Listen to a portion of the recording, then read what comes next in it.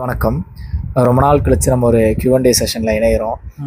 இப்போது லாஸ்ட் வீடியோவில் வந்து நம்ம பார்த்துருந்தோம். லாஸ்ட் 2-3 வீடியோவில் ஞானம்னா என்ன, அதை நம்ம எப்படி பர்சீவ் பண்ணிக்கிறோம் அப்படிங்கிறது, பரஞானம்னா என்ன, அபரஞானம்னா என்ன, அது எப்படி வந்து உள்ளே பர்சீவ் ஆகும்போது உபாய ஞானமாகவும் இன்னும் பல ஞானங்களோட வகைகளாகவும் எப்படி நம்ம பர்சீவ் பண்ணிக்கிறோன்றது எல்லாமே ரொம்ப டீட்டெயில்டாக சொல்லியிருந்தீங்க. ஸோ அதிலிருந்து சில பேருக்கு வந்திருந்த கேள்விகள் இன்றைக்கி நான் வந்து உங்ககிட்ட கேட்குறேன். ஓகே. ஆமாம், ஆக்சுவலி ரொம்ப மாதமாச்சுன்னு நினைக்கிறேன் நம்ம Q&A செஷன் பண்ணாலே வந்து அது ஒரு ஆன் ஃபயர் மாதிரி இருக்குது அப்படின்னு சொல்லுவாங்க. ஸோ இன்றைக்கி சில கேள்விகளோடு வந்திருப்பீங்க அப்படின்னு நினைக்கிறேன். நம்ம ஸ்டூடெண்ட்ஸோடதும் சரி, வெளியே இருக்க கேள்விகள் நீங்கள் கேளுங்க. ஒவ்வொரு கேள்விக்கான பதிலையும் நம்ம கொடுக்குறோம். இது ஒரு லென்த்தான வீடியோவாக தான் இருக்கும். ஸோ எல்லாத்துக்குமே தேவைப்படுற மாதிரியான கேள்விகளை தான் கண்டிப்பாக ஃபில்டர் பண்ணி எடுத்து வச்சுருப்பாங்க அப்படின்னு நம்புகிறேன். ஸோ நீங்கள் இதை வந்து எல்லாருமே பயன்பட்டுருங்க. முதல் கேள்வி, முதல்ல இப்போ இந்த ஞானங்களோட வகைகள் நம்ம பேசியிருந்தப்ப அதிலிருந்து எல்லாரும் காமனாக கேட்டிருந்த ஒரு கேள்வி என்ன அப்படின்னா, இப்போ ஞானம் அப்படின்னு சொல்கிறோம், அது எப்படி வந்து செயல்படுதுன்னு நிறைய விஷயங்கள் சொல்கிறோம். இப்போ நான் இந்த ஆன்மீக பாதைக்குள்ளே ட்ராவல் பண்ணும்போது இதில் எந்த நிலையில் நான் இருக்கேன், எப்படி வந்து நான் ஞானத்தை பர்சீவ் பண்ணிக்கிறேன், வெறும் மனதளவில் தான் பர்சீவ் பண்ணுறேன்னா இல்லை உயிரளவில் போயிட்டுருக்கேனா, அந்த மாதிரி எந்த லெவலில் இதை நான் எடுத்துகிட்ருக்கேன் அப்படிங்கிறத எப்படி கண்டறிவது அப்படின்றத கேள்வி. ஓகே, இது வந்து ரொம்ப ஒரு நல்ல ஒரு கேள்வி இந்த இடத்துல. ஏன் அப்படின்னா, நிறைய பேர் இன்னைக்கு வரைக்கும் தெரிஞ்சுக்க முடியாமல் திணறி திக்கிற விஷயம் எந்த இடம் அப்படின்னு வந்து பார்த்தீங்கன்னா, நான் எந்த நிலையில் இருக்கேன், நான் வந்து ஆன்மீகத்தில் எந்த மாதிரியான நிலைக்குள்ளே போகிறேன் அப்படிங்கிறது மட்டும்தான். இப்போ உங்கள் எல்லாத்துக்குமே நான் கொடுக்குற ஒரு பதில் ரொம்ப அதிர்ச்சிகரமாகவும் அப்படியே வந்து நெஞ்சை பிடிச்சிட்டு உட்கார்ற மாதிரி இருக்கலாம். ஆனால் இதுதான் உண்மை. ஞானம் அப்படிங்கிற ஒரு விஷயத்தை அடையிற வரைக்கும் உங்களுக்கு எந்த நிலைகளுமே வந்து வாழ்க்கையில் கிடையாது. என்ன விஷ்ணு இப்படி சொல்லிட்டீங்க, ஐயோ என்ன சொல்றீங்க அப்படின்னா, ஆமாங்க, அதுதான் உண்மை. ஏன் அப்படின்னு வந்து பார்த்தீங்கன்னா, நீங்கள் வந்து ஸ்கூலில் சேர்ந்ததுக்கு அப்புறம் தான் UKG, pre KG, first, second, third, ஃபோர்த்துன்னு ஒரு நிலைகளை அடைஞ்சு போயிட்டே இருப்பீங்க. அது முன்னாடி வரைக்கும் எலிமெண்ட்ரி ஸ்கூல் சேர்றதுக்கு முன்னாடி வரைக்கும் நீங்கள் வந்து டே கேரில் இருப்பீங்க பார்த்தீங்களா, அதெல்லாம் வந்து நம்ம கன்சிடர் பண்ணியிருப்போமா? இது வரைக்கும் எதாவது கன்சிடர் பண்ணியிருக்கோமா? அதுக்கு ஏதாவது சர்டிஃபிகேஷன் இருக்கா? கிடையாது இல்லையா? அந்த டே கேரில் வந்து நம்ம குழந்தைங்களை ஏன் கொண்டு போய் விட்றோம், வீட்டில் நம்ம ஏன் வந்து அது அவங்களுக்கு வந்து எல்லாம் சொல்லித்தரோம் அப்படின்னா, ஸ்கூலுக்குள்ளே போகும்போது அவங்களுக்கு வந்து அந்த ஒரு நாலேஜ் இருக்கணும் அப்படிங்கிறதுக்காக மட்டும்தான் நம்ம சொல்லித்தரோம். டே கேர் அப்படிங்கிறது எப்படி வந்து ஸ்கூலுக்குள்ளே போகிற மாதிரி நம்ம பழக்கிறது. ஸ்கூலுக்குள்ளே போயிட்டீங்கன்னா நீங்கள் இப்படி தான் இருக்கணும், டெய்லி இந்த நேரத்துக்கு இந்த ஹோம் ஒர்க் பண்ணணும், ஏபிசிடினா என்ன, 1 2 3னா என்ன, சில வேர்ட்ஸ்னால் என்ன, யாரை என்னன்னு சொல்லி கூப்பிடணும், A for apple, B for banana, இது எல்லாமே நம்ம வந்து டே கேரில் வந்து சொல்லி தருவாங்க. குழந்தைங்களை விளையாட வைப்பாங்க, தூங்க வைப்பாங்க, அவ்வளோதான். இது எதுக்காக பண்ணுறாங்கன்னா, ஸ்கூல் அப்படிங்கிறது போயிட்டோம் அப்படின்னா ஸ்கூலில் அந்த 8 ஹவர்ஸ் வந்து டீச்சர், ஸ்டூடெண்ட்ஸ், ஃப்ரெண்ட்ஸோட மூஞ்சி தான் பார்த்துட்டு இருக்கணும். ஆனால் அந்த குழந்தைங்கள்லாம் இத்தனை வருஷமாக அம்மா அப்பா சொந்தக்காரங்களோட மூஞ்சியை பார்த்து வளர்ந்துருக்கும். ஸோ அது போகும்போது டக்குன்னு ஒரு ஷிஃப்ட் டிரான்சிஷன் கொடுத்தா அதனால உள்ளே ஏற்றுக்க முடியாதுங்கிறதுக்காக இந்த விஷயங்கள் பண்ணுறோம் இல்லையா? அதே மாதிரி தான் இத்தனை ஜென்மமாக நீங்கள் வந்து ஒவ்வொருத்தரும் ஒவ்வொரு விதமான நல்லது, கெட்டது, பாவம், புண்ணியம், ஒரு விதமான லைஃப் ஸ்டைல், ஒரு விதமான வாசனைகளுக்குள்ள, வாசனைன்னா ஸ்மெல் இல்லைங்க, உங்களோட பிறவி குணங்களுக்குள்ள வந்து இருந்திருப்பீங்க. சரிங்களா? இந்த வாசனைகள்னா என்னங்கிறத பற்றியே நான் டீட்டெயில்டாக அடுத்த ஒரு வீடியோ போடுறேன், நோட் பண்ணி வச்சுக்கோங்க எல்லாருமே. இப்போ இந்த மாதிரி எல்லாத்துக்குமே வந்து என்ன இருக்கும் அப்படின்னா, ஒரு விதமான வாசனை இருக்கும், ஒரு விதமான தாட் ப்ராசஸ் எல்லாமே இருக்கும். அப்போ இது எல்லாத்தையுமே ஷேட்டர் பண்றதுக்காக மட்டும்தான் உங்களுக்கு ஒவ்வொரு ஜென்மத்திலையுமே வந்து ஆன்மீகம் அப்படிங்கிற ஒரு விஷயத்த நம்ம கொடுக்குறோம். இந்த ஆன்மீகம் அப்படிங்கிறது வந்து ஒவ்வொருத்தருக்குமே வந்து என்ன சொல்லுவாங்கன்னா, விட்ட குறை தொட்ட குறை அப்படின்னு சொல்லுவாங்க பார்த்தீங்களா? இது வேற எதுவுமே இல்லை, இந்த டே கேர் மாதிரி தான். இப்போ நீங்கள் பண்ணுற ப்ராக்டிசஸ் ஆகட்டும், நீங்கள் கற்றுக்கிற ஆன்மீகம் ஆகட்டும், நீங்கள் சோ கால்டு ஸ்பிரிச்சுவல்னு சொல்லிட்டு நீங்கள் நினச்சிட்டு இருக்கீங்க பார்த்தீங்களா? இது எல்லாமே உண்மையான ஸ்பிரிச்சுவாலிட்டியே கிடையாது. இது எல்லாமே வந்து பார்த்தீங்கன்னா, நீங்கள் உங்களை பக்குவப்படுத்தி உண்மையான ஞானத்துக்கு போகிறதுக்கு முன்னாடி ஸ்டேஜில் தான் நம்ம எல்லாருமே இருக்கோம் அப்படிங்கிறத தெளிவாக எல்லாருமே வந்து புரிஞ்சுக்கங்க. ஸோ அது வரைக்கும் நான் வந்து ஞானம் அடையிறதுல எந்த நிலை வரைக்கும் போயிருக்க விஷ்ணு அப்படிங்கிற கேள்வியே வேண்டாம். ஏன்னா எல்லாருமே டே கேரில் தான் இருக்கீங்க. டே கேரை தாண்டி நீங்கள் ஒரு ஸ்கூலுக்குள்ளே போனீங்க அப்படின்னா உங்களுக்கு அங்கே தெரிய ஆரம்பிக்கும் இல்லையா? ஃபர்ஸ்ட் ஸ்டாண்டர்டில் இருக்கீங்களா, செகண்ட் ஸ்டாண்டர்டில் இருக்கீங்களா, தேர்டில் இருக்கீங்களா, ஃபோர்த்தில் இருக்கீங்களா அப்படிங்கிறது அங்கே போக போக போக அந்த நிலைகளுக்கு ஏற்ற மாதிரி உங்களுக்கு தெரியும் இல்லையா? அதே மாதிரி உங்களுக்குள்ள ஞானம் அப்படிங்கிற அந்த அழகான ஒரு வார்த்தை, என்லைட்மெண்ட் அப்படிங்கிற அந்த ஒரு விஷயம் நடந்ததுக்கு அப்புறம், மலர்ந்ததுக்கு அப்புறமா நீங்கள் என்னென்ன நிலைகளில் இருக்கீங்க அப்படிங்கிறதுக்கான அந்த நிலைங்கிற வார்த்தைக்கான அந்த யூஸ் பண்ணுற தகுதியே நமக்கு என்லைட்மெண்ட்டுக்கு அப்புறம் தான் வரும். அதை விட்டுட்டு இப்பவே ஆரம்பத்திலேயே நான் ஞானத்துக்கு பக்கத்துல இருக்கனா, தூரத்துல இருக்கனா, இல்ல பக்கத்து வீட்டுக்கிட்ட இருக்கனா, 2 கிலோமீட்டர் கிட்ட இருக்கனா அப்படிங்கறத கேட்டீங்க அப்படின்னா அது வீண் விரயம் வியர்த்தம் அப்படிங்கறத தெரிஞ்சுக்கோங்க. ஸோ அப்போ நீங்கள் என்ன பண்ணலாம் அப்படின்னா, நான் எந்த நிலையில் இருக்கேன் அப்படிங்கிறத விட்டுட்டு நீங்கள் பாட்டுக்கு உங்களோட செயல்களை செஞ்சுட்டே இருங்க. ஒரு நாள் உங்களுக்கு ஒரு ஸ்பார்க் வரும். அந்த ஸ்பார்க் உங்களுக்கு சொல்லும் நீங்கள் வந்து அந்த எலிமெண்ட்ரி ஸ்கூலான ஞானத்துக்குள்ளே போயிட்டீங்களா இல்லையா அப்படிங்கிறத. இந்த பிரபஞ்சம் வந்து உங்கள் எல்லாத்துக்குமே வந்து அதை வந்து தன்னைத்தானே காட்டி கொடுத்துரும். அது வரைக்கும் போயிட்டு இல்யூஷன்லையும் ஹாலுசினேஷன்லையும் சிக்கிக்கிட்டு என் மனசு அமைதியாயிருச்சுப்பா, நான் ஒரு மாதிரியான ஞான நிலையில் இருக்கேன், ஒரு மாதிரியான பக்குவ நிலைக்குள்ளே இருக்கேன்னு போய் மாட்டிக்காதீங்க. புரியுதுங்களா? என்ன நடக்கும் அப்படின்னா, ஆக்சுவலி இந்த ஞானம் அப்படிங்கிறது ரொம்ப எளிமை தாங்க. ஈஸியா ஒரு செகண்ட்ல வந்து நமக்கு வந்து இதை வாச்சிட்டு போயிட்டே இருக்கும். எல்லாருமே இதை சொல்றாங்க, நானும் இதை தான் சொல்றேன். ஆனா ஏன் நமக்கு அது வாய்க்க மாட்டேங்குது அப்படின்னா, நீங்க உள்ள கொடுத்து வச்சிருக்க லோடு, நீங்க உள்ள கொடுத்து வச்சிருக்க வந்து அறிவு குப்பை, சரிங்களா? இந்த ஆன்மீக குப்பை, அறிவு குப்பைனாலதான் நம்மளுக்கு இது வாய்க்கிறது இல்லை. அப்ப ஆல்ரெடி குப்பையை போட்டீங்க, இந்த குப்பை எல்லாம் கிளீன் ஆகி முடியும் போது மட்டும்தான் உங்களுக்கு அந்த நீங்க தொலைச்ச வைரமான ஞானம் அப்படிங்கிறது உங்க கண்ணில் படும். அப்புறமா அந்த வைரத்தை வச்சு நீங்க பட்டை தீட்டுறீங்களா, பத்திரமா வச்சுக்கிறீங்களா, இல்லை அதை வேற ஒரு பொருளா செய்யறீங்களா, அது என்னவா செய்யறீங்கிறது உங்க விருப்பம், சரிங்களா? ஸோ இதுதான் வந்து பாத்தீங்கன்னா ஞானத்துக்கான ரகசியம். ஞானத்தை அடைய வரைக்கும் முன்னாடி எந்த நிலைகளையும் நீங்க யோசிச்சுட்டு போக வேண்டாம். கொடுக்குற பயிற்சிகளை ஒழுங்கா பண்ணுங்க, மனதை பக்குவப்படுத்துங்க, உங்க உடலை பக்குவப்படுத்துங்க, உயிரோட ஆற்றலை அதிகப்படுத்திட்டே போங்க. இந்த உயிரோட ஆற்றல் அதிகமாக அதிகமாக மனம் வந்து சஞ்சலம் இல்லாமல் பக்குவப்பட உடல் எல்லாத்தையும் தாங்கும் போது ஆன்மா பட்டுன்னு ஒரு செகண்ட்ல விழிக்கும். அது எப்போ விழிக்கும், எப்படி விழிக்கும், யாருக்கு விழிக்கும், எந்த மாதிரி டைம்ல விழிக்கும்னு தெரியாது. ஆனா விழிக்க வேண்டிய நேரத்துல கரெக்டா விழிக்குங்கிற மாதிரி உங்களுடைய முயற்சிகளை பாராட்டி அந்த ஞானம்ங்கிறது உங்களுக்கு வந்து இறை அருளால் கொடுக்கப்படும். அதுக்கப்புறம் நீங்க நிலைகள் பத்தின விஷயங்களை பேசும்போது நம்ம வந்து இதை டிஸ்கஸ் பண்ணா சரியா இருக்கும் அப்படிங்கறத நினைக்கிறேன். அடுத்த கேள்வி.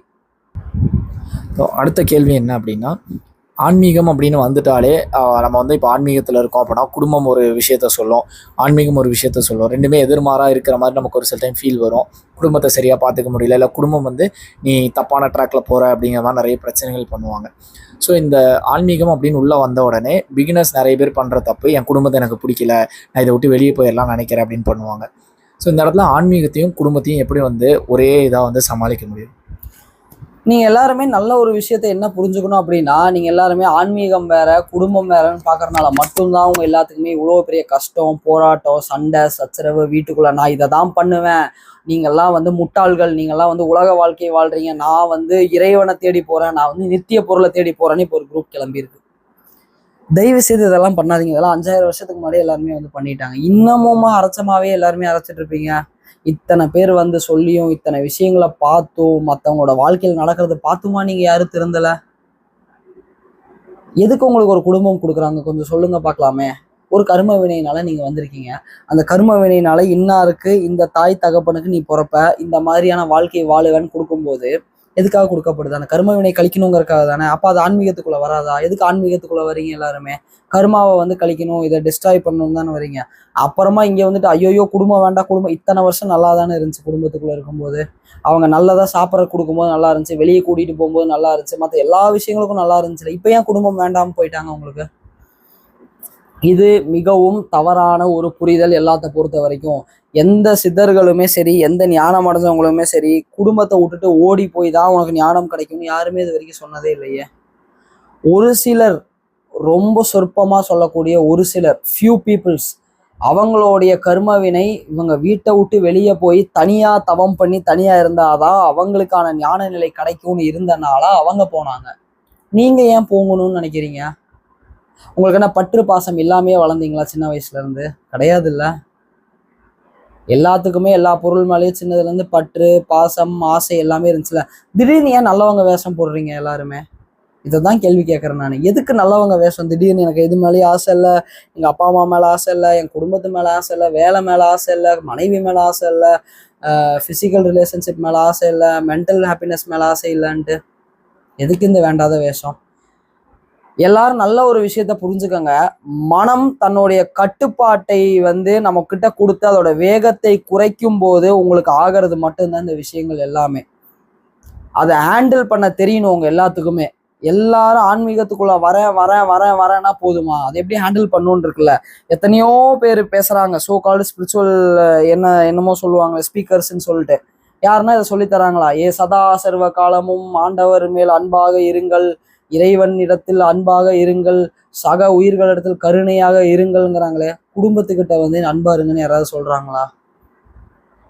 உங்களுடைய ஆன்மீகத்தோட பரிசோதனை கூடமே உங்களுக்கு முதல்ல உங்க குடும்பத்துக்கிட்ட இருந்தா ஆரம்பிக்கும். உங்களுக்கு இந்த டெஸ்ட் எல்லாம் வைக்கிறாங்க பாத்தீங்களா, டெஸ்ட்னு ஒரு விஷயம் ஸ்டூடெண்ட்ஸ் எல்லாத்துக்குமே தெரியும், ரொம்ப சிறப்பா செய்வோம் நாங்க. அப்போ அந்த உங்களை வந்து தேர்ச்சி பெறுறீங்களா இல்லையா அப்படிங்கறது எங்க இருந்து பார்ப்பாங்க அப்படின்னா, முதல்ல உங்க குடும்பத்துல இருந்து தான் கை வைக்கப்படும். அந்த இடத்துல அதை நீங்க வந்து மனதை அமைதியாக்கி, நம்ம ஆன்மீகத்துக்குள்ள இருக்கோம், நம்ம வந்து இறைநிலை அடையறதுக்காக வந்திருக்கோங்கும் போது இந்த குடும்பத்தை நம்ம ஒரு பாரமாவும் சுமையாவும் நினைக்க கூடாது. இதை வந்து நமக்கு முழு சந்தோஷத்தையும் இதுதான் தரும்னு நினைக்க கூடாதுன்னு நினைச்சிட்டு, இது ஒரு பக்கமாவும் அன்றாட வாழ்க்கையில சேர்ந்து நீங்க கொஞ்ச நாள் கஷ்டமா தாங்க இருக்கும் ஆரம்பத்துல. நான் சொல்றேன் நிஜமா, ஏன்னா நானும் இதெல்லாம் ஃபேஸ் பண்ணிட்டு தான் வந்திருக்கேன், சும்மாலாம் வர கிடையாது. எனக்குலாம் பயங்கரமா வந்து கொடுத்துருக்காங்க டெஸ்ட் பண்ணும் அப்படிங்கறதுக்காக. ஒரு காலகட்டத்துல வந்து பயங்கர எதிர்ப்பு எல்லா பக்கமுமே இருந்துச்சு. ஆனா என்னோட நிலை முதிர ஒரு முதிர்ச்சியை நோக்கி என்னோட ஆன்மீக நிலை போக போக ஏன் அமைதியானாங்க, எப்படி அமைதியானாங்கன்னுலாம் தெரியாது. ஆட்டோமேட்டிக்கா உங்க வீட்டுல இருக்கவங்களும் உங்களை சுத்தி இருக்கவங்களும் உங்களை அமைதியா விட்டுருவாங்க, நீ என்ன பண்றியோ பண்ணிக்கோ அப்படின்ட்டு. இது வேற வழி இல்லாம இது சொன்னா திருந்தாதுன்னு விடுறது அது கிடையாதுங்க. நிஜமாலுமே நமக்குள்ள இருக்கிற அந்த ஆறா லெவல், சரிங்க, ஆறா லெவல்னா ரொம்ப பெருசாலாம் இல்லை. நீங்க பண்ண பயிற்சி பண்ண உங்க மனமும் உங்க உடலும் உங்க உயிரும் தூய்மையாகுது இல்லையா, அது என்ன பண்ண ஆரம்பிச்சிடும்னா, உங்களுக்கு ஆன்மீகத்துக்குள்ள போறதுக்கு எவ்வளவு தூரம் நீங்க போகணுமோ அவ்வளவு தூரம் வந்து நீங்க போக போக போக அதுக்கான அந்த வழியை வந்து கிளீன் பண்ணி கொடுத்துட்டே போயிட்டு இருக்கும்.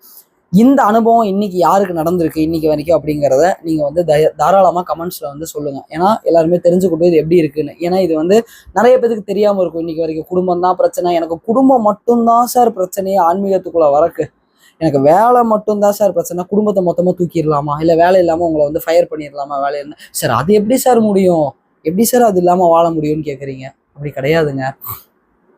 இந்த குடும்பமும் இந்த வேலை, நீங்க இருக்க சுற்றம் உறவுகள் எல்லாமே உங்களுக்கு தேவைதான். இவங்க எல்லாரும் பல பாடங்களை வந்து உங்களுக்கு இந்த உலகம் அப்படிங்கிற இந்த ஒரு எக்ஸாம் ஹால்குள்ள ட்ரைனிங் சென்டருக்குள்ள வந்துட்டீங்கன்னா இவங்க எல்லாருமே தான் உங்களுக்கு ப்ராக்டிக்கல் லெசன்ஸ். இவங்களை வச்சு கத்துக்கிட்டு நீங்க திருப்பி மேலே போகிறதுக்காக தான் வந்திருக்கீங்க. அப்ப கத்துக்கங்க. அவங்க இப்ப ஓஷோ அழகா என்ன சொல்லுவாரு அப்படின்னா, நீ புரிஞ்சுக்கிற ஒருத்தனா இருந்தா நான் உங்ககிட்ட பேசுவேன், நான் சொல்றதை நீ புரிஞ்சுக்கவே இல்லைன்னா நான் ஒரே ஒரு பதில் சொல்லுவேன், யூ ஆர் ரைட், நீ சரின்னு சொல்லிட்டு போயிட்டே இருப்பேன் அப்படிம்பாரு. நானும் அதையே தான் பண்ணுவேன். இப்போ நான் வந்து ஆனை மட்டும் பேசி பார்த்துட்டே இருப்பேன், இது இப்படி இருக்குங்க அப்படி இருக்குங்க, இல்ல நான் சொல்றதுதான் நான் பண்றது அப்படின்னா, ஆமா நீங்க சொல்றதா சரின்னு போயிட்டே இருப்பேன் நான். இதை எல்லாருமே கடைபிடிங்க. ரொம்ப சிம்பிளா வேலை முடிஞ்சு போயிடும். உங்களுக்கும் மென்டல் ப்ரெஷர் இருக்காது. நீங்க கத்துன நாள் நீங்க நல்ல விஷயத்துக்காக கத்துவீங்கன்னா, நிறைய இடத்துல நிறைய விஷயங்கள் ஆரம்ப காலகட்டத்தில் அனுபவிச்சிருக்கேன். நம்ம ஒருத்தருக்கு நல்லது சொல்லணும், நமக்கு தெரியும் அடுத்து என்ன நடக்க போகுது, இவன் இங்க போய் உழுக போறானா அடி வாங்க போறானா எல்லாமே நமக்கு இன்ட்யூட்டிவா தெரியும். அதை நம்ம போய் சொல்லும் போது நீ யாரு சொல்றதுக்கு, பெரிய இதுவா அதுவா நிறைய பேச்சுகள்லாம் வரும். அப்போ அந்த இடத்துல நீங்க என்ன பண்ணும் அப்படின்னா, அமைதியா ஒரு வாட்டி சொல்லி பாருங்க. கேட்கலையா, சரி நீங்க உங்க வேலையை பார்த்துக்கங்கும் போது அவன் போய் அடி வாங்கிட்டு வருவான். வரும்போது அவனுக்கு நீங்க யாரு அப்படிங்கிறது தெரியும். அதுக்கப்புறம் அதை பண்ண மாட்டாங்க. அதனால நீங்க போயிட்டு நீ பண்ணாத அதை பண்ணாத நான் சொல்றேன்னு கத்துனீங்கன்னா உங்களோட ரெப்புடேஷன் உங்களோட பேரு தான் கெட்டு போகும். புரியுதுங்களா? அப்போ குடும்பம் வேறு கிடையாது, ஆன்மீகம் வேறு கிடையாது, ரெண்டையும் ஒன்னே இணைச்சிருங்க. ஒன்னா இணைங்க அப்படின்னாங்கறக்காக நீங்க என்கிட்ட ஒருத்தர் கணவனா நீங்க பிராக்டிஸ் எடுத்திருக்கீங்க, இல்ல ஒய்ஃபா, இந்த ஒய்ஃபுங்க தான் நிறைய இந்த வேலையை பண்றாங்களாமா கேள்விப்பட்ட வரைக்கும். என்ன பண்றாங்க அப்படின்னா வந்து அவங்க பிராக்டிஸ் எடுத்துட்டு போய் அவங்க ஹஸ்பண்ட் நான் பிராக்டிஸ் எடுத்திருக்கேன் நீங்களும் வந்து எடுங்க. அது வேண்டாம். உங்களுக்கு ஒரு டைம் வந்துச்சு இல்லையா ஆன்மீகத்துக்குள்ள வரக்கு, அதே மாதிரி அவங்களுக்கும் ஒரு டைம் வரும். அப்ப நீங்க பண்றதை பார்த்து, நீங்க பண்ற விஷயத்தை பார்த்து அவங்க கேட்கணும், நீ இவ்வளவு நல்லா இருக்கியே எப்படி நீ இருக்க, இதுக்கு காரணம் என்ன, எனக்கும் சொல்லி கொடுன்னு அவங்க கேட்கணும். நீங்க போய் நான் நல்லா இருக்கேன் பாத்தியா நீ வந்து பண்ணலாம்ல அப்படின்னு பண்ணக்கூடாது. அது வந்து ஆன்மீகத்துக்கு அவமானம் அப்படிங்கறத தெரிஞ்சுக்கங்க. சரிங்களா? நிறைய பேர் வந்து என்ன பண்றாங்கன்னா இன்னைக்கு வரைக்கும் இந்த பயிற்சியை செஞ்சா அப்படி விதமான வித்தை நடக்கும், அது நடக்கும், இது நடக்கும், வாழ்க்கையில இது மட்டும்தான் சொல்லி கூவி ஆன்மீகத்தை விற்கிறாங்க. அது தேவை கிடையாது. நான் அதனாலதான் என்னோட மேக்சிமம் ஃபீட்பேக்ஸை நான் வெளியே விடாம இருக்கிற காரணமே அதுக்காகதான். அதெல்லாம் தெரியாம நீங்க நிஜமா உள்ள வரீங்க அப்படின்னா தாராளமா வாங்க. அப்போ வந்து உங்களுக்கு எல்லா விஷயங்களுமே வந்து நடக்கும் அப்படிங்கறத தெரிஞ்சுக்கங்க. குடும்பத்தையும் ஆன்மீகத்தையும் வேறா பார்க்காதீங்க. ஆன்மீகம் அப்படிங்கிறதுக்குள்ள வரும்போது உங்க கர்ம வினைகளை கழிக்கிறதுக்காக வரீங்க. ஏன்னா துறவரம் எப்படி நல்லா சிறந்ததோ அதே மாதிரி இல்லறமும் மிகச்சிறந்தது அப்படிங்கிறத தெரிஞ்சுக்கங்க. ரெண்டையுமே வெறுக்காதீங்க, ரெண்டையும் ஒன்னா சேர்த்து கொண்டு போங்க. இப்போ ஆன்மீகம் அப்படின்னு வரும்போது நம்ம வரதுக்கு முன்னாடி நிறைய பழக்கங்கள் நமக்கு இருந்திருக்கும். அது வந்து மனதளவுலையும் உடல் அளவுலையும் நிறைய விஷயங்கள் இருந்திருக்கும். நம்ம வந்து ஸ்டார்டிங் உள்ளே வரும்போது அதெல்லாம் கண்ட்ரோல் பண்ணி அந்த பழக்கங்களே விட்டுருப்போம், அதை முழுமையாக கைவிட்டிருப்போம், இல்லை அந்த விஷயங்களை வந்து மாற்றிருப்போம், வேற மாதிரியா அந்த விஷயங்களை சேஞ்ச் பண்ணியிருப்போம். அது வந்து ஒரு சர்டன் டைம் வரைக்கும் அது கரெக்டாக போயிட்டே இருந்துட்டு ஒரு கட்டத்துக்கு அப்புறம் திரும்ப இது எல்லாமே கிளறிட்டு வர மாதிரி முன்னாடி விட ரொம்ப பவர்ஃபுல்லாகவும் அது வந்து கண்டிப்பாக கண்ட்ரோலே பண்ண முடியாது அப்படிங்கிற மாதிரி கூட இருக்கும். நிறைய பேர் இந்த எக்ஸாம்பிள் வந்து நான்வெஜ் கிரேவிங்ஸ் இந்த மாதிரி சொல்லுவாங்க. நான்வெஜ் விட்டுட்டேன், ஆனால் ஒரு வருஷம் கழிச்சு திரும்ப வரும்போது எனக்கு ரொம்ப ஜாஸ்தியாக வருது, இப்போ சாப்பிட்டே ஆகணுங்கிற அளவுக்கு இருக்குது, அந்த மாதிரி சொல்லுவாங்க. இது வந்து ஒரு எக்ஸாம்பிள் தான். இந்த மாதிரி பல விஷயங்கள் வந்து இருக்கு இல்லைங்களா? ஸோ இது எதனால வருது, இதை எப்படி ஹேண்டில் பண்ணுறது? ஓகே. இது வந்து ஜென்ரலாக கேட்கக்கூடிய ஒரு கொஸ்டின் தான். ஆனால் இது ரொம்ப ரொம்ப ஒரு நல்ல கொஸ்டின், ரொம்ப டீட்டெயில்டாக கேட்டிங்க. ஏன் அப்படின்னு வந்து பார்த்தீங்கன்னா, இன்னைக்கு வரைக்குமே வந்து எல்லாரும் என்ன நினச்சிட்டு இருக்காங்க அப்படின்னா, ஆன்மீகத்தில் வந்து கண்ணை மூடி தியானம் அப்படின்னு உட்காந்துட்டேனாப்பா, என் வாழ்க்கையில் நான் சேர்த்து வச்ச பாவம் எல்லாம் வெளியே போயிடும், நான் வந்து ஒரு இறை நிலையை அடையேன், சிவஸ்வரூபமாக நான் மாறிடுவேன் அப்படின்னு நினைக்கிறீங்க. சரி, எல்லாம் ரைட்டு தான்ப்பா. ஆனால் நீ அந்த ஒரு எல்லாம் வெளியே போகும் அப்படின்னு நினைக்கிறீங்களே, அது எப்படி வெளியே போகும்? உங்களை துன்பப்படுத்தாமல், துயரப்படுத்தாமல், துக்கப்படுத்தாமல், கஷ்டப்படுத்தாமல் வெளியே போகும்னு நினைக்கிறீங்களா? நீங்கள் என்ன நினச்சிட்டு இருப்பீங்க அப்படின்னா, உங்கள் வாழ்க்கையில் நீங்கள் ஒரு விஷயத்த நிப்பாட்டி இருப்பீங்க. நான் நிறைய பேர்த்த பார்ப்பேன் இந்த மாதிரி, சார் நான் ஆன்மீகத்துக்குள்ளே வரக்காக நிறைய விஷயத்த மாற்றிக்கிட்டேன் சார், என்கிட்ட இருந்ததை நிறைய விஷயங்களை மாற்றிக்கிட்டேன், நிறைய விஷயங்களை நான் அமைதி ஆயிட்டேன், நான் வந்து இப்போ ஒரு சாந்த ஸ்வரூபனா ஸ்வரூபியாக இருக்கேன், எனக்கு எதுலேயுமே கோவமே வராது சார், எனக்கு எது மேலேயும் பற்றே இல்லை. ஆனால் ஆரம்ப காலகட்டத்திலலாம் சார் நான் பயங்கரமாக கோவப்படுவேன் சார். இப்போல்லாம் பார்த்தீங்கன்னா ஆன்மீகத்துக்குள்ளே வரணுங்கிறதுக்காக நான் அமைதி ஆயிட்டேன் சார். அதுவும் ப்ராக்டிசஸ்லாம் பண்ண ஆரம்பிச்சதுக்கப்புறம் அடுத்த புத்தர் நான் தான் சொல்கிறாங்க சார். அதாவது எப்படின்னா வந்து இப்போ ரீசெண்டாக ஒரு படம் வந்துச்சு, அந்த படத்தில் சொல்கிற மாதிரி வந்து இயேசுநாதரோட தம்பியே வந்து நீங்கள் தான் சார் அப்படிங்கிற மாதிரி சொல்கிறாங்க, அப்படிங்கிற மாதிரி இயேசுநாதரோட தங்கச்சி அடுத்து நீங்கள் தான் அப்படிங்கிற அளவுக்கு நம்ம ஆளுங்கள்லாம் இறங்குவாங்க. ஆனால் கொஞ்ச நாள் வந்து போக போக போக போக தான் தெரியும், நீ இயேசுநாதரோட தம்பியோ தங்கச்சியோ இல்லை, அடுத்த செங்கிஸ்கானுக்கான தம்பி தங்கச்சிங்கிற மாதிரி நீங்கள் ஃபீல் பண்ணுவீங்க. ஏன் அப்படிங்கிறத சொல்கிறேன், எல்லாருமே கேளுங்க. என்ன நடக்கும் அப்படின்னு வந்து பார்த்தீங்கன்னா, நீங்கள் ஆரம்ப காலகட்டத்தில் அமைதியாக இருக்கணும் அப்படின்னு நினச்சி எல்லாத்தையும் விடுவீங்க. எல்லாருமே வந்து நான் ஆன்மீகத்துக்குள்ளே வரணுங்கிறக்காக பொறுமையை கடைபிடிக்கிறேன், அமைதியாக இருக்கேன், யாரையும் துன்பப்படுத்தக்கூடாது, துயரப்படுத்தக்கூடாது, பொறாமப்படக்கூடாதுன்னு நினைக்கிறேன், அமைதியாக இருக்கேன்ப்பா, என் வாழ்க்கை அமைதியாக போகுது, இப்போ நான் சொல்லும் போதே சுற்றி ஒரு அமைதி நிலவுதுப்பா அப்படின்னு சொல்லுவீங்க. ஆனால் ப்ராக்டிசஸ் எடுப்பீங்க. எடுக்கும்போது ஃபஸ்ட்டு கொஞ்ச நாள் பயங்கரமாக இருக்கும். அப்பா, இப்படி ஒரு அமைதியாக என் வாழ்க்கையிலேயே நான் அனுபவிச்சதில்லை குருஜி, நீங்கள் கொடுக்குற ப்ராக்டிஸ் தான் வேற மாதிரி, இது எதுனாலையுமே பண்ண முடியாது. நான் ஆக்சுவலி சொல்லவே நிறைய பேருக்கு சிரிப்பு வருங்கிறது எனக்கு இப்போ முன்னாடி கண்மணி வீடியோ ரெக்கார்ட் பண்ணும்போதே வருது. அவ்வளோ அமைதியாக இருக்கேன், என் வாழ்க்கையில் நான் நினச்சதெல்லாம் நடக்குது, எல்லாரும் என்னை பார்த்தாலே அப்படி இப்படி நீ இப்படி மாறினேன்னு கேட்குறாங்கிறோம். 2 மாதங்களுக்கு பின்பு அப்படிங்கிறத நமக்கு அக்செப்ட் பண்ணுறோம். நம்ம பையன் என்ன பண்ணுவான், ஓஹோ இது வந்து இந்த ஒரு ஒரு அரை மணி நேரம் ப்ராக்டிஸ் பண்ணதுக்கே இவ்வளோ எஃபெக்ட்னா, நம்ம ஒரு 1.5-2 மணி நேரம் பயிற்சி பண்ணோன்னா நம்ம ஒன்றும் நம்ம வந்து இயேசுநாதருக்கு வந்து தம்பியா இல்லை, நம்ம ஜீசஸோட அண்ணனாவே மாறிடலாம் அப்படிங்கிற அளவுக்கு ப்ராக்டிஸ் பண்ணுவாங்க நம்ம ஆளுங்களாம். பண்ண பண்ண பண்ண என்ன ஆகும், அந்த இடத்துல வச்சிருக்க வெடி வந்து அவங்களுக்கு தெரியாது. திடீர்னு ஒரு 1.5 மாதம் கழிச்சு அமைதியாக இருந்திருப்பாங்க, எல்லாம் கிளறிட்டு வரும் வெளியே. இத்தனை வருஷமா வந்து பூட்டி வச்ச குதிரை ஒன்று வெளியே வருதுங்கிற மாதிரி பூட்டி வச்சிருந்த எமோஷன்ஸ் எல்லாம் உடச்சிக்கிட்டே வெளியே வரும். ஏன் அப்படின்னா, நீங்க எதையும் சரியா கழிக்கல அப்படிங்கறது அர்த்தம், அதை தெரிஞ்சுக்கோங்க. நீங்க நார்மலா உங்க வாழ்க்கையில உங்க எமோஷன்ஸை வந்து நீங்க கிராஸ் பண்ணி வரது வேற, ஆன்மீக பயிற்சிகளுக்குள்ள வந்து ஆன்மீகத்துல இருக்கும்போது உங்க எமோஷன்ஸை நீங்க பைபாஸ் பண்றது வேறங்கிறத தெரிஞ்சுக்கங்க. அது நார்மல் லெவல்ல நடக்கும், இது வந்து அட்வான்ஸ் லெவல்ல நடக்கும். அட்வான்ஸ் லெவல் அப்படின்னா, இந்த ஜென்மத்துல இதுக்கு முன்னாடி பிறவிகளில் நீங்கள் சேர்த்து வச்சிருந்த நம்ம எல்லாருமே மகானால இறந்து போக மாட்டாங்கங்க. இங்கே எல்லாருமே ஏதோ ஒரு வேண்டாத வேலை பண்ணிட்டு தான் கடைசி காலத்தில் வந்து இதை பண்ண முடியலையே, இந்த கோவத்தோட, வெறுப்போட, ஜலசியோட, பொறாமையோட தான் இறந்து போவாங்க அத்தனை பேருமே. அப்போ அதெல்லாம் எங்கே போகும், எல்லாம் உள்ள ஸ்டோர் ஆகிருக்கும்ல. அப்போ நீங்கள் பயிற்சிகள் பண்ணும்போது என்ன ஆகுனா, அது உள்ளே இருக்கிற எல்லாத்தையும் கிளறும், அடி ஆழம் வரைக்கும் தோண்டி எடுத்துகிட்டு வரும். அப்போ தோண்டி எடுத்துகிட்டு வரும்போது எங்கேருந்து தான் உங்களுக்கு இந்த எமோஷன்ஸ்லாம் வருதுன்னு தெரியாது. அமைதியா இருந்த நீங்க எதுக்கு எடுத்தாலும் எரிஞ்சு விழுவீங்க, ஒரு சின்ன சின்ன விஷயத்துக்கு கத்துவீங்க. ஏன்பா போன மாசம் வரைக்கும் நீ தியானம் பண்ற, யோகம் பண்ற, உன் குரு உன்னை மாத்திட்டாரு, அமைதியா இருக்க, நீ திடீர்னு ஏன் இப்படி பண்ற? அப்ப வந்து இவங்களுக்கு என்ன தோணும் அப்படின்னா, 1 நாள் 2 நாள் இதெல்லாம் சரியாயிரும் அப்படின்னு இருக்கும். அப்பதான் யூடியூப்ல ஒரு வீடியோ வரும், நீங்கள் அதிகம் கோபப்படுகிறீர்களா, ஆன்மீகத்தில் இருக்க உங்களுக்கு தகுதியே இல்லைன்னதும் முடிச்சு போச்சு. அவன் மனசு டோட்டலா ஆஃப் ஆக ஆரம்பிச்சிடும். ஆனா அது புரியாதவன் பேசிக்கிட்டு இருப்பான். உண்மையான கான்செப்ட் என்ன அப்படின்னா, உண்மையா நீங்க ஆன்மீகத்துக்குள்ள போக போக போக நீங்க உள்ளுக்குள்ள பூட்டி வச்சிருந்த அத்தனை எமோஷன்ஸும் பிச்சுக்கிட்டு வெளியே வரும். இந்த டேமை உடச்சிக்கிட்டு எப்படி வந்து அந்த தண்ணி உள்ள வெள்ளமாக்குதோ அந்த மாதிரி வரும்போது உங்களால் கண்ட்ரோலே பண்ண முடியாது. நீங்க கேட்ட கொஸ்டின்ல கேட்ட மாதிரி முன்னாடி விட அதிகமா வருதுங்கிறீங்க பாத்தீங்களா, ஏன்னா அதோட வீரியம் அந்த அளவுக்கு தீவிரமா இருக்கும். நீங்கள் என்ன நினச்சாலும் அதை கட்டுப்படுத்தவே முடியாது. அப்போ நீங்கள் என்ன பண்ணணும் அப்படின்னா, மறுபடியும் பயிற்சி தான் பண்ணணும். அது உள்ளேருந்து அது வெளியே போகிறதுக்கு 1 மாதம் ஆகலாம், 1 வாரம் ஆகலாம், ஏன் 1 வருஷம் 2 வருஷம் கூட ஆகலாம்.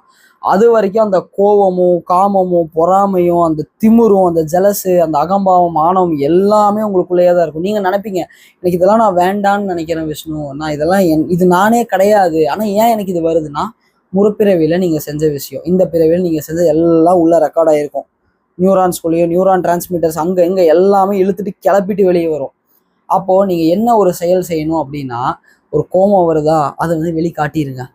உங்களால் வெளிக்காட்டாமல் இருக்க முடியாது. சப்ரஸே உங்களால் பண்ண முடியாதுங்க. இது எத்தனை பேருக்கு அனுபவமாக இருக்குன்னு சொல்லுங்கள். நீங்கள் சப்ரஸ் பண்ணணும்னு நினச்சாலும் சப்ரஸ் பண்ணதை விட அது ஜாஸ்தியாக பெருகிட்டு வெளியே வரும். ஆனால் நீங்கள் காட்டுற கோபமானது வெளியே இருக்கவங்கள ஹர்ட் பண்ணக்கூடாது, ஹார்ம் பண்ணக்கூடாதுங்கிறத தெரிஞ்சுங்க. இன்கேஸ் தப்பி தவறி அதை ஹர்ட்டோ ஹார்மோ அது வாங்கணும்னு செருப்படி வாங்கணும்னு இருக்கவன் தான் வாங்குவான், அது வேற விஷயம். அது வாங்கினா அப்படின்னாலும் உடனே அவங்ககிட்ட போய் மன்னிப்பு கேட்டு சாரி சொல்லி காம் பண்ணி அவங்களே காம்படுத்திடுங்க, நீங்களும் உங்களை காம் வாங்கிடுங்க. இதுதான் அதுக்கான ஒரே வழி. இந்த எமோஷன்ஸ் எல்லாமே சத்தியமாக சொல்கிறேன் பீறிட்டு வெளியே வரும். இந்த டார்க்கர் சைட் ஆஃப் ஸ்பிரிச்சுவாலிட்டியை யாருமே இங்கே கார்பரேட்டாக இருக்கவங்க சொல்ல மாட்டாங்கங்க. இதுதான் உண்மை. எல்லாருமே நீ கண்ணை மூடி உட்காந்தீங்கன்னா இறைவனே உன் முன்னே நிற்பார், நீ கேட்டது அனைத்தும் உன் கண் முன்னே நிற்கும்னு சொல்லுவாங்க. நீ செஞ்ச உன் பாவமும் உன் கண்ணு முன்னாடி சிரிச்சுட்டே நிற்குங்கிறத யாரும் சொல்ல மாட்டாங்க, நான் மட்டும்தான் சொல்லுவேன். ஏன்னா இதுதான் உண்மையான ஆன்மீகம். அப்போது அதையும் டேக்கிள் பண்ணுறதுக்கு இப்போத்துலேருந்தே மைண்ட் செட் பண்ண ஆரம்பிச்சிருங்க. ஆன்மீகத்துக்குள்ளே போகிறீங்களா, ஆரம்பத்தில் ஃபஸ்ட்டு ஒரு 2 மாதம் அது எதுவுமே பண்ணாது. உங்கள் உடம்புக்குள்ளே எல்லாத்தையும் செட் பண்ணி உங்களை எங்கெங்கெல்லாம் உங்களுக்கு பாவம் புண்ணியம் இருக்குது, நல்லது கெட்டது எல்லாத்தையும் ரிசர்ச் பண்ணும். அமைதியாக தான் இருக்கும். என்னைக்கு இந்த எமோஷன்ஸ்லாம் வெளியே கிளம்பி வர ஆரம்பிக்குதோ அன்றைக்கி உஷாராக இருக்க ஆரம்பிச்சுங்க. ஓகே, 2வது ரவுண்டு ஸ்டார்ட் ஆயிருச்சு, நம்ம சரியான பாதையில் தான் போயிட்டு இருக்கோங்கிறத சந்தோஷப்படுங்க. நிறைய பேர் பயப்படுவாங்க, ஐயோ எனக்கு கோவம் வருது, ஆத்திரம் வருது, நான் தப்பான பாதையில் போகிறனோ, ப்ராக்டிஸ் சரியில்லையோ, தப்பாக பண்ணுறணும்னு. கிடையவே கிடையாது.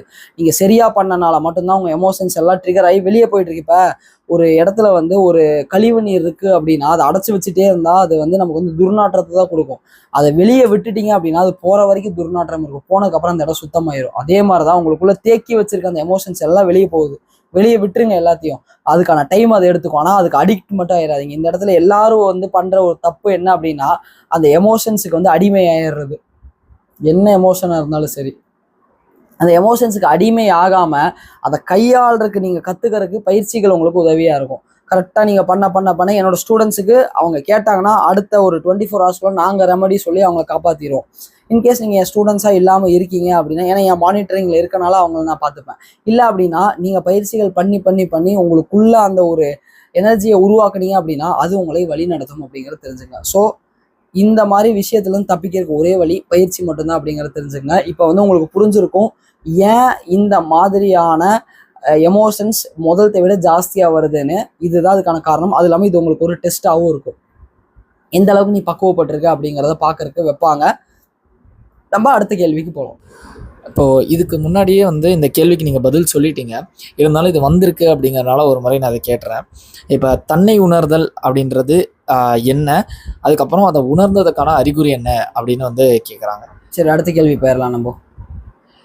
இப்போது அடுத்த கேள்வி, ஆன்மீகத்தில் வளர்ச்சியை அளவிடுறது எப்படி அப்படின்னு கேட்டிருக்காங்க. இப்போ அதே மாதிரி ஏன் இந்த முன்னாடி கொஸ்டினுக்கு கொஞ்சம் பதில் அந்த சொல்லலை அப்படின்னு கொஞ்சம் சொல்ல முடியுமா? ஓகே, ஏன் இதுக்கு முன்னாடி இருக்க கேள்விக்கு நான் பதில் சொல்லலை அப்படின்னு பார்த்தீங்கன்னா, இந்த கேள்விக்கான பதில் சொல்கிறது வியர்த்தம் அப்படிங்கிறத உண்மை. ஏன்னா தனி உணர்தல்னா என்ன அப்படிங்கிறத பிடிச்சிட்டே நீங்கள் அதை ரிவால்வ் ஆகிட்டு வந்தீங்க அப்படின்னா உங்களுக்கு நிஜமாக தான் அப்படின்னா என்னன்னு தெரிஞ்சுக்க முடியாது. முதல்ல தான் நான் அப்படின்னா யாருன்னு தெரிஞ்சுக்குங்க. அதுக்கு நீங்கள் என்ன பண்ணணும் அப்படின்னா, முதல்ல நீங்கள் கேட்க வேண்டிய ஒரு கேள்வியாக நீங்கள் கேட்கக்கூடாது, அனுபவமாக நீங்கள் உணரணும். இதில் இந்த உடல் எப்படிப்பட்டது, இதுக்குள்ளே நான் இருக்கேனா. உடனே நீங்களாம் இல்லைன்றீங்க, எப்படி நீங்கள் இல்லாமல் இருக்கீங்க அப்படிங்கிறத நான் உங்ககிட்ட கேட்பேன். உங்களுக்கு உணர்வுகள் இப்போ நான் உங்களுக்கு இப்படி கிள்னா வலிக்குது இல்லையா, இந்த தோலை தான் நான் கிள்றேன், ஆனால் இந்த தோலை கிள்ளும் போது ஏன் இந்த தோல் உங்களுக்கு வலிக்குது அப்படிங்கிற கேள்விக்கான பதில் நீங்கள் கண்டுபிடிக்கணும்.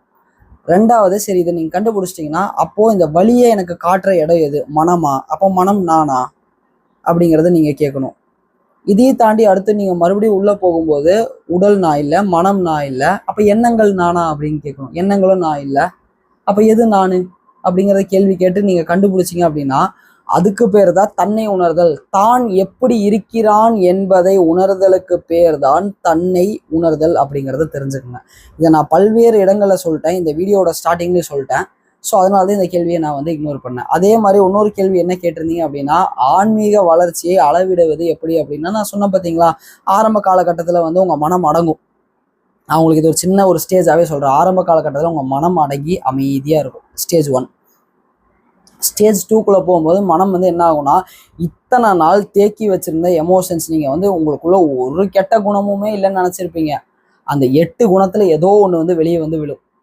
இது வந்து 2வது ஸ்டேஜ். அந்த 2வது ஸ்டேஜ் வந்து அது வெளியே வர ஆரம்பிக்குங்கிறது 2வது ஸ்டேஜ். 3வது ஸ்டேஜ் இதை கட்டுப்படுத்தவே முடியாத அளவுக்கு உங்களால் வந்து அது வந்து என்ன பண்ணா ஆட்டி படைக்க ஆரம்பிக்கும். உங்களால் வந்து அதை கண்ட்ரோலே பண்ண முடியாது. அது 3வது ஸ்டேஜ்குள்ளே போகும். 4வது ஸ்டேஜ் இதை அடக்கிறதுக்கான வழியை தேடி நீங்கள் அதை அடக்க வந்து முற்படுவீங்க. 5வது ஸ்டேஜில் என்ன ஆகும் அப்படின்னு வந்து பார்த்தீங்கன்னா, இது எல்லாமே அமைதியாகி உங்களுக்கு இன்ட்யூஷன்ஸ்னா என்ன, உள்ளேருந்து ஆன்ம அறிவு எப்படி பேசுது, அந்த இதெல்லாமே உங்களுக்கு வர ஆரம்பிக்கும். இது அடுத்த 5வது ஸ்டேஜ். இதுக்கு அடுத்து நீங்கள் மறுபடியும் உள்ளே போகும்போது மறுபடியும் வந்து நீங்கள் மிச்சம் வச்ச சில எமோஷன்ஸ் இருக்கும், இன்னும் டீப்பாக போய் தோண்டி எடுத்துகிட்டு வரும். அப்போது இந்த இடத்துல உங்களுக்கு கை கொடுத்து உங்களை உதவி செய்யறதுக்கு ஆன்ம அறிவு இருக்கும். இந்த ஆன்ம அறிவு இதை பண்ணு அதை பண்ணாதன்னு சொல்லுவோம். ஆரம்பத்தில் நீங்கள் கேட்க மாட்டீங்க, தப்பாக பண்ணி மாட்டிப்பீங்க. ஏன்னா அந்த இடத்துல மனம் பேசுதா இல்லை ஆன்ம அறிவு பேசுதாங்கிறது சத்தியமாக யாராலையுமே கண்டுபிடிக்க முடியாது. அதுக்கு சில டெக்னிக்ஸ் இருக்குது. பட் அதை வந்து நான் வந்து இந்த இடத்துல வெளிப்படையாக வெளியிடலை. அது வந்து நீங்களே அனுபவத்தில் வந்து தெரிஞ்சுக்கோங்க. அதை ஏன்னா சில விஷயங்களை கஷ்டப்பட்டாதான் கிடைக்கணும், கஷ்டப்படுங்க. அப்போ ஏன்னா நீங்கள் கஷ்டப்படுறது வந்து பலன் அளிக்கக்கூடிய ஒரு விஷயம். அப்போது ஆன்ம அறிவு பேசுதா மனம் பேசுதாங்கிற போராட்டத்தில் சில மாதங்கள் உங்களுக்கு போகும்.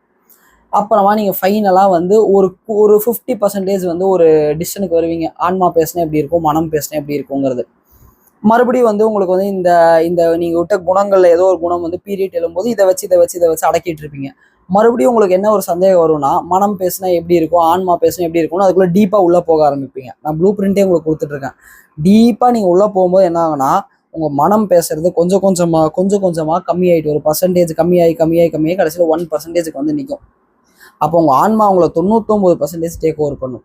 அந்த 1% ஏன் மிச்சம் இருக்குன்னு சொல்கிறேன். 99% டேக் ஓவர் பண்ணும்போது நீங்கள் என்ன பண்ணுவீங்கன்னா, 1% மனம் எங்கேயாவது பேசுறதை கேட்டு மயங்கி விழுவீங்க. நீங்கள் அடிகள் வாங்குவீங்க. அப்போ ஓகே, மனம் தான் பேசுதா இல்லை ஆன்மா தான் பேசுதாங்கிறது உங்களுக்கு தெரிய ஆரம்பிக்கும். பிரபஞ்சம் உங்களுக்கு இருக்க எல்லா ரகசியங்களையும் கண்ணு முன்னாடி இதுதாங்கிறத ஒரு 4வது ஸ்டேஜ்லேருந்தே காட்ட ஆரம்பிச்சிடும்.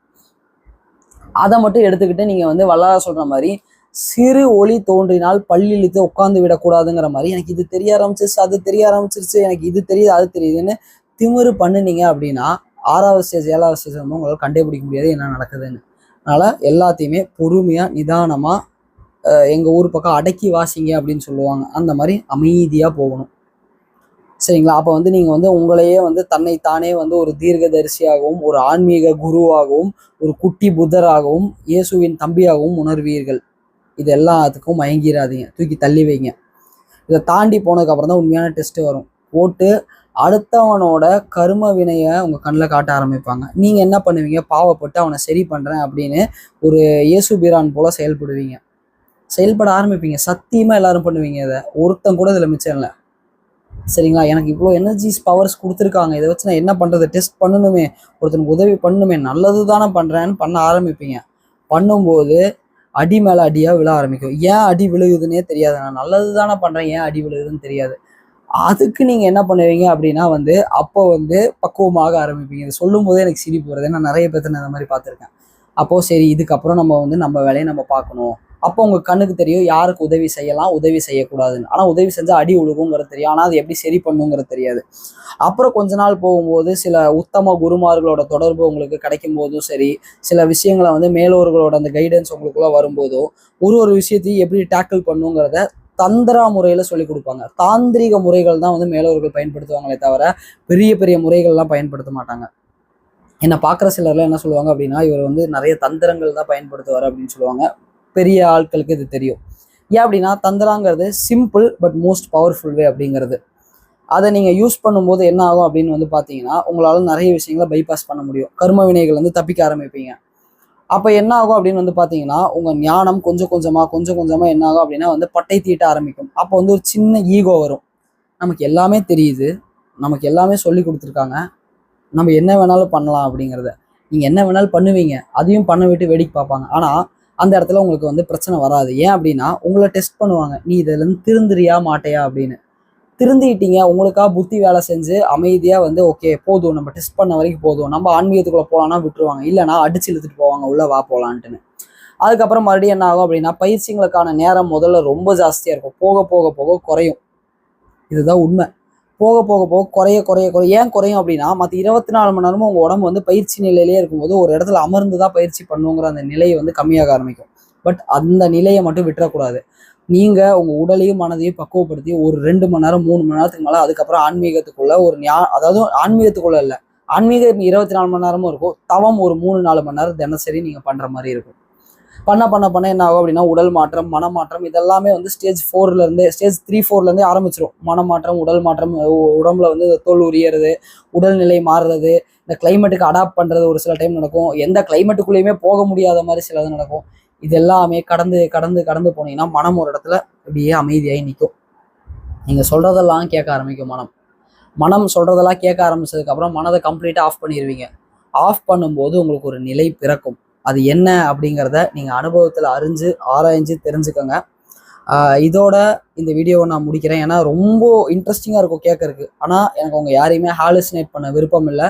இது எல்லாத்தையும் பயிற்சிகள் மூலயமா பயிற்சிகள் பண்ணி பண்ணி பண்ணி நிலைகளை கடந்து போகும்போது நீங்கள் தெரிஞ்சுக்கங்க. இப்போ நான் சொன்ன இந்த ஒரு ஸ்பேனுக்கே கிட்டத்தட்ட ஒரு 5 வருஷத்தை தாண்டிடும். சரிங்களா? சராசரியாக வெளியே இருக்கிற ப்ராக்டிசஸ் அப்படின்னா 7-8 வருஷத்தை தாண்டும் போது தான் அடுத்து உடம்புக்குள்ள ஆதாரங்களோட சக்திகள் எப்படி இருக்குது, உடம்புக்குள்ள ரசமணி கட்டுறது எப்படி இருக்குங்கிற நிறைய ரகசியங்களை நீங்கள் அப்போ தெரிஞ்சுப்பீங்க. இப்போ நம்ம முருகன் யோகக்கலையில் எல்லாமே கொஞ்சம் ஃபாஸ்ட்டாக ஒரு ராக்கெட் ஜெட்டு மாதிரி போகிறனால இதெல்லாம் ஒரு 3-4 வருஷத்துக்குள்ளேயே உங்களால் இந்த நிலைகளை கடந்து போயிட முடியும். அது வரைக்கும் உங்களால் என் கூட சஸ்டெயின் ஆக முடியுதா அப்படிங்கிறது உங்களோட விதி, உங்களோட சாமர்த்தியம். வெளியே போயிட்டீங்கன்னா உங்கள் விதி உங்களுக்கு கை கொடுக்கல அப்படிங்கிறதையும் நீங்கள் தெரிஞ்சுக்கோங்க.